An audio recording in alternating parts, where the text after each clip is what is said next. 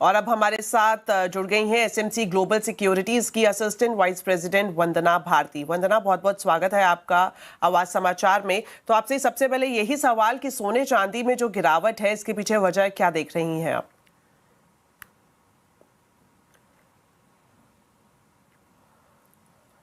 वंदना, आप सुन पा रही हैं मुझे?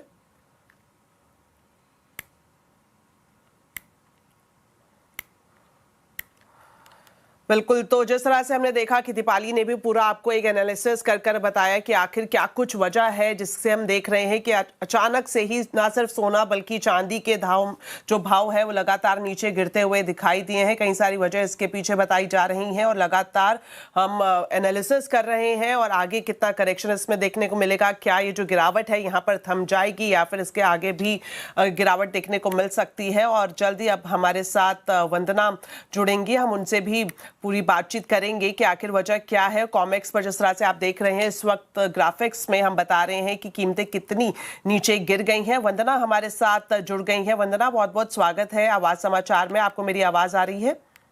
जी बिल्कुल, क्लियर आवाज आ रही है।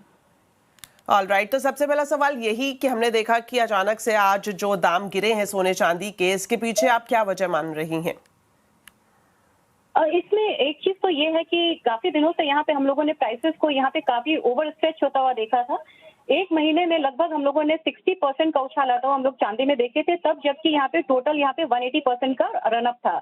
तो मेरे ख्याल से ये जो मतलब कि प्राइस मूवमेंट थी, ये एक्सक्लूसिव प्राइस मूवमेंट थी, एक्सप्लोजन था यहाँ पे, और ईटीएफ में बहुत बड़ी बाइंग आई थी। दूसरी चीज ये है कि यहाँ पे मार्जिन्स जो है वो मतलब काफी ज्यादा मार्जिन्स बढ़ाए गए थे, बाद में लिमिट्स यहाँ पे बढ़ाई गई थी और ये मार्जिन बढ़ते बढ़ते ये 50% से भी ऊपर आ गया था। तो काफी एक्सपेंसिव यहाँ पे डेरिवेटिव में ट्रेड करना हो गया था, चाहे वो कॉमेक्स हो चाहे वो शंघाई हो।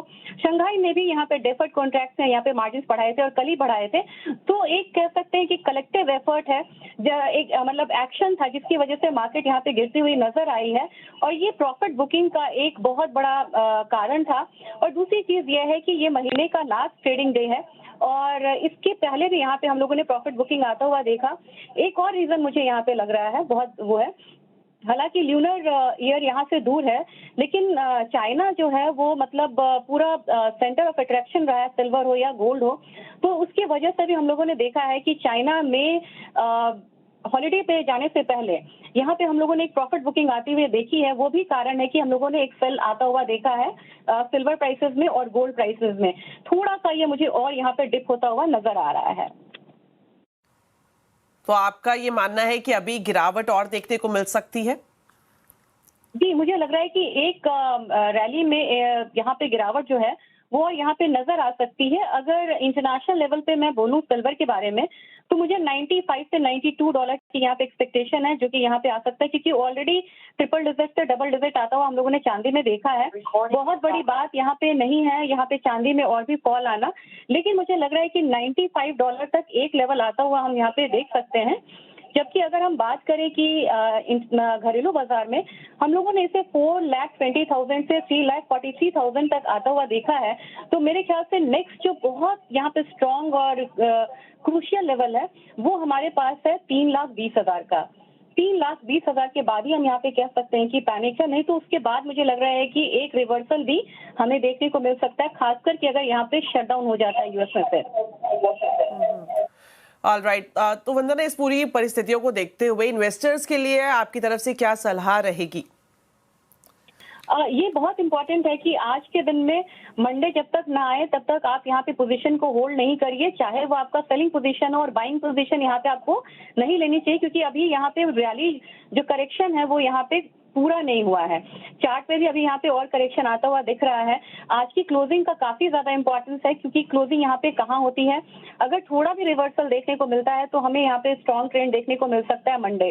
तो यहाँ पे ना बाइंग एडवाइस की जा रही है ना सेलिंग एडवाइस की जा रही है। मुझे लग रहा है कि for the time being wait and watch strategy यहाँ पे अपनाना चाहिए।